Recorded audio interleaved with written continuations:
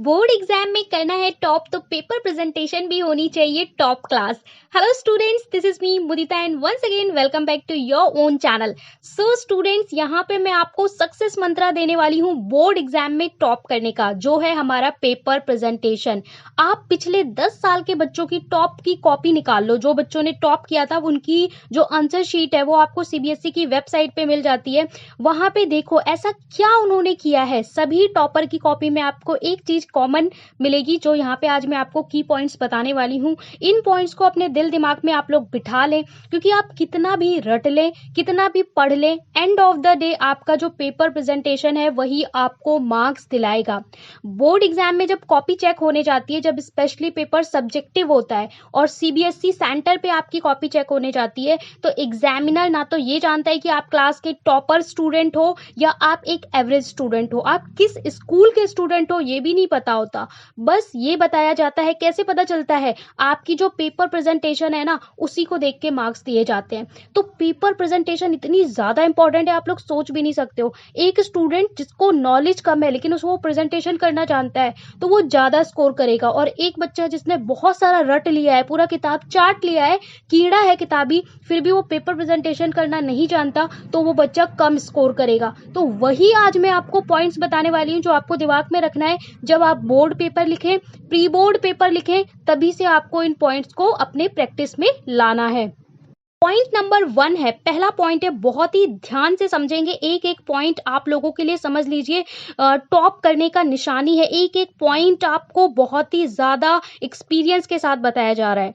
जो पहला पॉइंट है वो ये होता है कि आपको जब आप बोर्ड कॉपी लिखने जा रहे हो, वहां पे आपको किसी भी तरह की कटिंग नहीं करनी है। बहुत सारे स्टूडेंट की आदत होती है कि वो थोड़ा सा लिखते हैं, एक पैराग्राफ लिखते हैं, उसके बाद वो कट कर देते हैं, कोई वर्ड को कट कर देते हैं, गलती हो गई पूरा पेज कट कर दिया। और स्कूल में तो बच्चे क्या करते हैं, पूरा पूरा पेज कट करके उसके ऊपर सॉरी लिख देते हैं। तो इस तरह की हरकतें आपको बोर्ड एग्जाम में नहीं करनी। बोर्ड एग्जाम में आपको बार बार आंसर शीट लेने की जरूरत नहीं पड़ती, क्योंकि वहां पे आप लोग को एक पूरी कॉपी दे देते हैं 45 शीट्स की, और उसी को आपको फिल करना होता है। तो लिमिटेड पेज होते हैं, आप पेज पहली बात वेस्ट नहीं कर सकते। और अगर आपसे कोई गलती होती है, क्योंकि आप इंसान है, कोई मशीन नहीं है, तो गलती हो जाती है। तो गलती हो भी जाए तो आप एक छोटा सा कट मार दीजिए।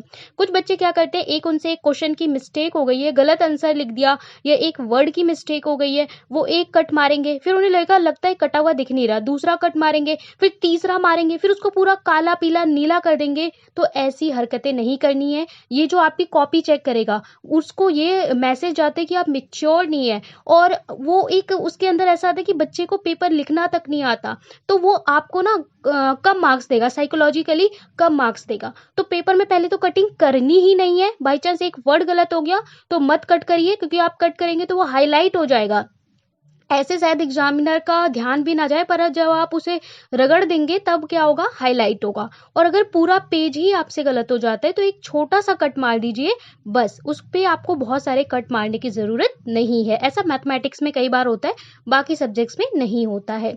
जो सेकेंड पॉइंट है, आप जब पेपर लिखने जाते हैं तो बोर्ड एग्जाम में आपको पहले ही पेपर रीड करने के लिए दिया जाता है, जिससे स्टूडेंट अपनी स्ट्रैटेजी बना ले कि किस तरीके से उसे आंसर्स लिखने हैं। ठीक है, ऐसा कोई जरूरी नहीं होता कि आप सीक्वेंस फॉलो करें। कुछ बच्चों को होता है ना कि मेरे को पहला 1 क्वेश्चन करना है, फिर सेकंड करना है, फिर थर्ड करना है, अगर मेरा सीक्वेंस गलत हो गया तो मेरे कम मार्क्स आएंगे। ऐसा बिल्कुल भी नहीं होता। आप टॉपर्स की कॉपी उठा के देख लीजिए, जो क्वेश्चन नहीं आता वो उसे बाद में भी अटेम्प्ट करते हैं। बस आपको ये ध्यान रखना होता है कि अगर मैं ए सेक्शन कर रहा हूँ तो इसके स्टार्टिंग में मोस्ट ऑफ द क्वेश्चन मुझे आते हैं, फिर मैं बी सेक्शन करूँ या सी, तो कौन सा सेक्शन आपको पहले करना है ये दिमाग में क्लियर होना चाहिए। तो जो हमारा सेकेंड पॉइंट है वो ये है, सर्व योर बेस्ट फर्स्ट। यानी आपका जो सबसे अच्छा है ना, वो आपको सबसे पहले दिखाना है। यानी अगर आपके घर पे या आपके दुकान पे कोई आता है तो आप सबसे पहले क्या दिखाते हो, जो आपके शॉप का सबसे बेस्ट चीज है वो अपने क्लाइंट को दिखाओगे ना। और आपके घर पे कोई आएगा तो जो आपको सबसे अच्छा बनाना, कुक करना आता है, आप वही उसको सर्व करोगे, है ना। तो इसी तरीके से जब आपका एग्जामिनर कॉपी चेक करे तो पहले पेज पे आपका वो आंसर होना चाहिए जो आपको बहुत अच्छे से आता हो, जिसमें कोई भी एरर ना हो, कोई भी मिस्टेक ना हो। तो क्वेश्चन पेपर में आपको वही क्वेश्चंस फाइंड करने हैं सबसे पहले, जो आपको बहुत अच्छे से आपने रट रखे हैं, सबसे पहले उसी को आपको वॉमिट आउट कर देना है, ठीक है, अपने पेपर पे। और बहुत ज़्यादा डेकोरेशन की ज़रूरत नहीं होती है, बहुत अच्छे से बस आपको पेपर प्रेजेंट करना है। यानी जो आपके सबसे अच्छे प्रिपेयर क्वेश्चन है उन्हें सबसे पहले लिखना है, फिर वो क्वेश्चन जो मॉडरेट है या जिसमें थोड़ा बहुत ऐसा लगता है कि गलती है वो करना है, और सबसे लास्ट में आपको वो क्वेश्चन अटेम्प्ट करने हैं जो आपको बिल्कुल नहीं आते, लेकिन अटेम्प्ट आपको सारे क्वेश्चन करने हैं। इसके बाद जो हमारा थर्ड पॉइंट है वो ये है कि आप जितने भी डायग्राम बोर्ड एग्जाम में बनाते हैं उन्हें आपको पेंसिल से ही ड्रॉ करना होता है। यस, अगर आपको कोई डायग्राम बनाने को बोला गया और आपने उसे पेन से ड्रॉ कर दिया तो वहां पे आपके मार्क्स कट सकते हैं। तो कोई भी डायग्राम बनाने को बोला गया है तो आपके हाथ में पेंसिल होनी चाहिए। ऐसा नहीं है कि डायग्राम बना रहे हैं तो आपको बहुत ज्यादा उसको सुंदर बनाना है, या फिर डायग्राम बना रहे हैं तो वहां पे कलर करना है, ऐसा बिल्कुल नहीं है। बस आपको पेंसिल से डायग्राम बनाना है और लेबलिंग करनी है। जो जो चीजें लाइक साइंस में डायग्राम बना रहे हो तो ये पॉइंट है क्या, वो सारा आपको लेबल करना है। जो पॉइंट नंबर 4 है वो ये है give answer as demand of question. जो क्वेश्चन की डिमांड है उसके अकॉर्डिंग ही आपको आंसर करना है। कई बार मैं आपको इसका छोटा सा एग्जाम्पल देती हूँ। क्वेश्चन में पूछा कुछ और गया है, बच्चा लिख कुछ और रहा होता है और फिर बोलता है मैंने सारे क्वेश्चन अटेम्प्ट किए थे, मुझे बोर्ड वालों ने मार्क्स नहीं दिए। क्वेश्चन में पूछा गया है कि आप चेंजेस बताइए, क्या चेंजेस देखे जाते हैं at the time of puberty. Puberty as में बच्चों में क्या चेंजेस देखे जाते हैं, और बच्चा उसमें आंसर क्या लिख रहा है कि प्यूबर्टी होता क्या है। तो आपको क्वेश्चन को ध्यान से 2 बार एटलीस्ट पढ़ना है, उसके बाद आंसर लिखना है।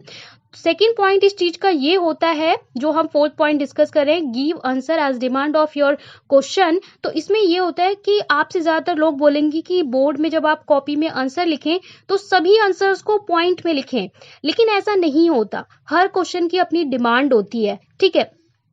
कुछ क्वेश्चन ऐसे होते हैं जहां पे आपको आंसर पैरा में लिखना होता है, जबकि कुछ क्वेश्चन ऐसे होते हैं जहां पे आपको आंसर पॉइंट्स में लिखना होता है। तो ऐसा नहीं है कि आपके क्वेश्चन पेपर में 15 क्वेश्चन है तो सारे क्वेश्चन आप पॉइंट्स में ही आंसर करोगे। फॉर एग्जाम्पल यहाँ पे मैं आपको बहुत ही अच्छा एग्जाम्पल दे सकती हूँ। आपसे एक क्वेश्चन पूछा गया है कि variation is good for survival. जो आपका इवोल्यूशन वाला चैप्टर है, इसका क्वेश्चन है heredity and evolution, class 10 science, कि वेरिएशन सर्वाइवल के लिए अच्छा होता है। Justify this statement. इस स्टेटमेंट को आप जस्टिफाई करिए। तो इस क्वेश्चन का आंसर आप कैसे लिखेंगे? इस क्वेश्चन का आंसर आप पैराग्राफ में लिखेंगे तो वो आपको ज्यादा मार्क्स दिलाएगा विद एग्जाम्पल। और अगर आपको इसी तरीके का क्वेश्चन पूछ लिया गया है कि मैनलीव की अचीवमेंट क्या है, ऐसा क्वेश्चन दिया गया है, तो इस क्वेश्चन को आप पॉइंट्स में लिखेंगे कि फॉलोइंग और 1 2 3 4, या फिर प्यूबर्टी एज में 4 चेंजेस आते हैं, वो 4 चेंजेस आप मुझे बताइए। तो 1 2 3 4 5 ऐसे पॉइंट्स बना के लिखेंगे। तो एज डिमांड ऑफ क्वेश्चन ही आपको आंसर करना है, ठीक है। इसके अलावा पेपर प्रेजेंटेशन साइंस में अलग होती है, सोशल स्टडी में अलग होती है, मैथमेटिक्स में अलग होती है, तो उसके अकॉर्डिंग ही आपको आंसर लिखना है। जो हमारा नेक्स्ट पॉइंट है वो है point number 5, do not copy another answer. किसी के आंसर को आपको कॉपी नहीं करना है। वैसे बोर्ड एग्जाम में चीटिंग नहीं होती है, लेकिन फिर भी बाई चांस कई बार क्या होता है कि बच्चे को आपके आगे वाले स्टूडेंट ने या आपने किसी को आंसर दिखा दिया या उसने आपको कुछ दिखा दिया, तो बहुत सारे इतने होशियार बच्चे होते हैं कि उसको अगर एक आंसर देखने को मिल गया तो वो क्या करते हैं, exactly word to word copy करने की कोशिश करते हैं। अगले ने डू नॉट के बाद एक कट लगा रखा है तो ये भी डू नॉट के बाद एक कटिंग कर देंगे। और कुछ इतने होशियार होते हैं कि रोल नंबर तक कॉपी कर लेते हैं। तो ऐसा कभी भी नहीं करना है। जब आप बोर्ड एग्जाम लिखते हैं तो किसी का आंसर आपको एग्जैक्टली कॉपी नहीं करना। अगर आपको जैसे कोई क्वेश्चन नहीं आ रहा, किसी ने आपको बता दिया, तो उसका आंसर कभी भी कॉपी ना करें, क्योंकि इससे आपको हमेशा मार्क्स कम मिलेंगे। उसमें हो सकता है टीचर को समझ में आ जाता है कि ये दोनों आंसर कॉपी है, वो आपको मार्क्स ना दे, या आपने किसी और को दिखा दिया तो जिसको दिखाया उसको मार्क मिल जाएगा और आपको उसमें 0 मिल जाएगा। तो अगर आपको कोई क्वेश्चन नहीं आ रहा, किसी टीचर से, किसी स्टूडेंट से आपको क्लू मिल गया, तो उसको अपने पॉइंट्स में बना के लिखिए, अपने वर्ड्स में लिखिए। किसी का आंसर एग्जैक्टली कॉपी मत करिए। जैसे किसी बच्चे ने आपको आंसर बता दिया और उसने उस आंसर को पैरा में लिखा है, तो आप उस आंसर को पॉइंट्स में बना के अपने वर्ड्स में थोड़ा सा उसमें चेंज कर दीजिए, तो जिससे आपका आंसर डिफरेंट हो जाएगा। जो हमारा अगला पॉइंट है, बहुत इंपॉर्टेंट पॉइंट है, VVI पॉइंट है। जो हमारा ये पॉइंट नंबर 6 है, highlight keywords year and quotations या फिर लॉ। यानी कि जब भी आप कोई आंसर लिख रहे हैं बोर्ड एग्जाम में, आपको एक तो मल्टीपल कलर के पेन के यूज नहीं करना, एक ही पेन यूज करना है ब्लू कलर का। जब आप आंसर लिख रहे हैं, हर आंसर का अपना एक कीवर्ड होता है जो उस आंसर की जान होता है। तो जब भी आपका कोई कीवर्ड आए उसको आपको अंडरलाइन करना है। ये पेपर प्रेजेंटेशन का रूल होता है। एग्जामिनर को आपको दिखाना है कि भाई आपको कीवर्ड आता है। अगर आप कोई ईयर लिख रहे हैं, सन लिख रहे हैं हिस्ट्री में, तो उसको आप हाईलाइट करिए। आप कोई कोट्स लिख रहे हैं, महात्मा गांधी का कोट आ गया, ठीक है, महात्मा गांधी ने, वल्लभ भाई पटेल ने ये कोटेशन कहा था, तो उस कोटेशन को आप डबल कोट्स में करके लिखिए या अंडरलाइन करिए। यानी जो भी कुछ स्पेशल आप लिख रहे हैं उसको आपको हाईलाइट करना ही करना है। ये आपके आंसर को दूसरों से अलग बनाता है। जो अगला पॉइंट है ये भी बहुत इंपॉर्टेंट है और ये पॉइंट हमेशा मैंने यूज किया है टू अचीव गुड मार्क्स अपनी कॉपी को दूसरे स्टूडेंट से अलग बनाने के लिए। जो क्लास के टॉपर होते हैं ना, उनकी कॉपी में अगर आप रोल नंबर भी हटा दो तो भी टीचर फाइंड कर लेगा कि ये किसी सिंसियर स्टूडेंट की कॉपी है। क्यों? इस वाले पॉइंट की वजह से। Add more and more examples and diagrams. देखिए, क्वेश्चन में आपसे अगर एग्जाम्पल पूछता है तो हर बच्चा लिखता है, लेकिन आपसे नहीं पूछा फिर भी आप एग्जाम्पल दे। आपको साइंस में कोई डेफिनेशन बोली है, कोई परिभाषा बोली है, तो आपको जब भी डेफिनेशन लिखना है उसका एग्जाम्पल लिखना ही लिखना है। क्योंकि देखिए, जो बाकी बच्चे हैं वो इतने होशियार नहीं है, वो सिर्फ डेफिनेशन लिख के छोड़ देंगे। लेकिन आपकी कॉपी दूसरों से अलग कैसे बनेगी? आप उसमें एग्जाम्पल ऐड करेंगे, मोर एंड मोर एग्जाम्पल ऐड करेंगे।